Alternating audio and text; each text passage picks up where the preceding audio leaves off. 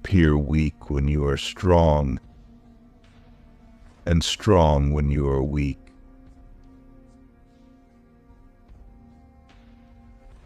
The supreme art of war is to subdue the enemy without fighting.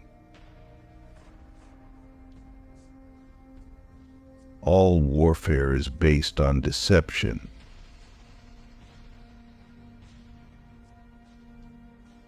If you know the enemy and know yourself, you need not fear the result of 100 battles. The art of war teaches us to rely not on the likelihood of the enemy's not coming, but on our readiness to receive him, not on the chance of his not attacking, but rather on the fact that we have made our position unassailable.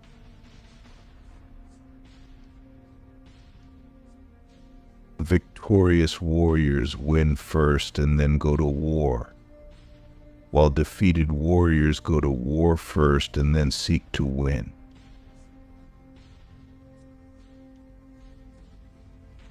The greatest victory is that which requires no battle. The opportunity of defeating the enemy is provided by the enemy himself.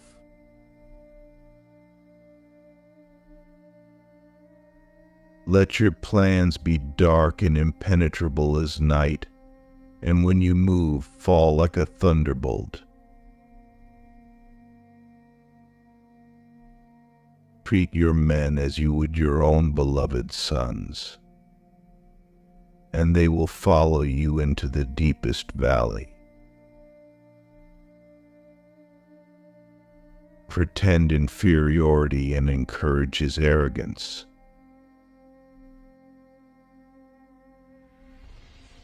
The clever combatant imposes his will on the enemy, but does not allow the enemy's will to be imposed on him.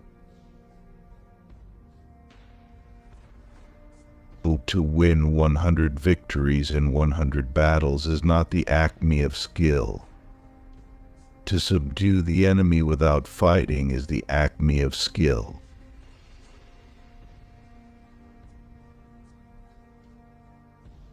The general who wins the battle makes many calculations in his temple before the battle is fought.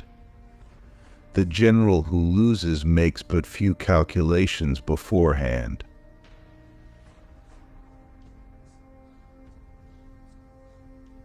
In the midst of chaos, there is also opportunity. Know yourself and you will win all battles.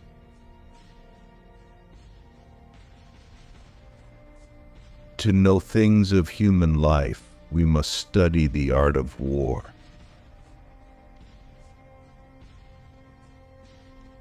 He who knows when he can fight and when he cannot will be victorious.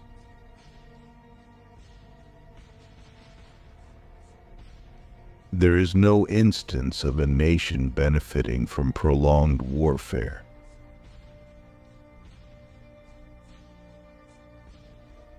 The good fighters of old first put themselves beyond the possibility of defeat, and then waited for an opportunity of defeating the enemy.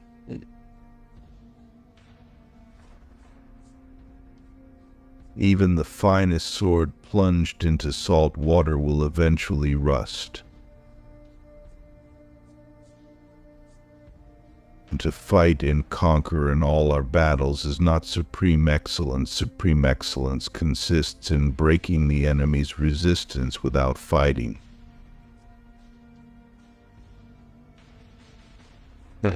Those skilled in war bring the enemy to the field of battle and are not brought there by him. When strong, avoid them. If of high morale, depress them. Seem humble to fill them with conceit. If at ease, exhaust them. If united, separate them. Attack their weaknesses.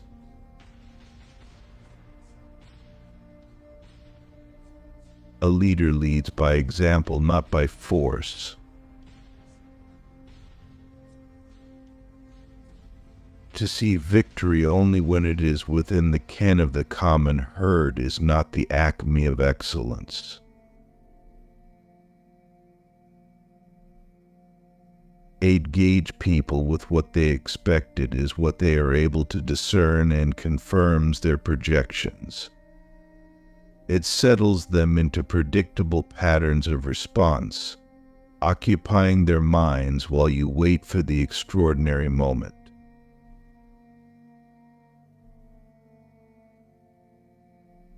In war, the way is to avoid what is strong and strike at what is weak.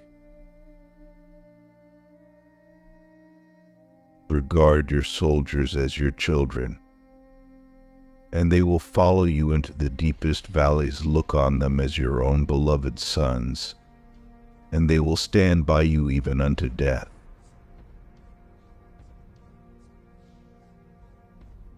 There are not more than 5 musical notes, yet the combinations of these 5 give rise to more melodies than can ever be heard.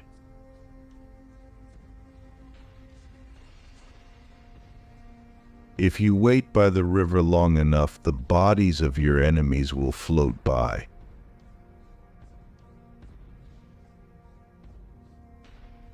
When you surround an army, leave an outlet free. Do not press a desperate foe too hard. All men can see these tactics whereby I conquer, but what none can see is the strategy out of which victory is evolved.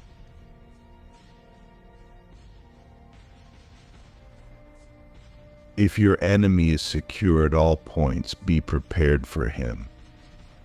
If he is in superior strength, evade him.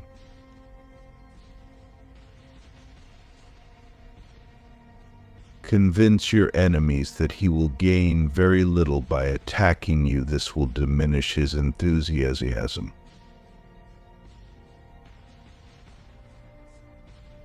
Strategy without tactics is the slowest route to victory.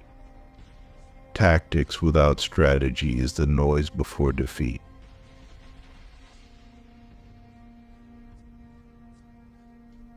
If you know neither the enemy nor yourself, you will succumb in every battle. Appear at points which the enemy must hasten to defend. March swiftly to places where you are not expected.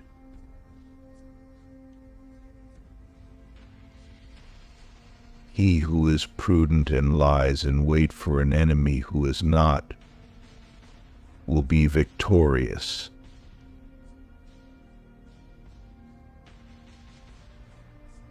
The general who advances without coveting fame and retreats without fearing disgrace, whose only thought is to protect his country and do good service for his sovereign, is the jewel of the kingdom.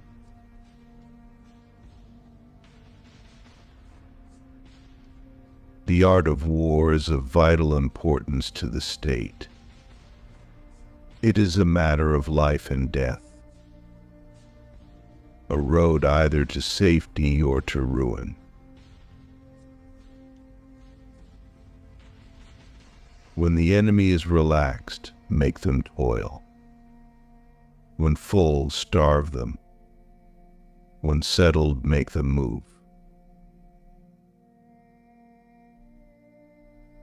It is essential to seek out enemy agents who have come to conduct espionage against you and to bribe them to serve you. Water shapes its course according to the nature of the ground over which it flows. The soldier works out his victory in relation to the foe whom he is facing.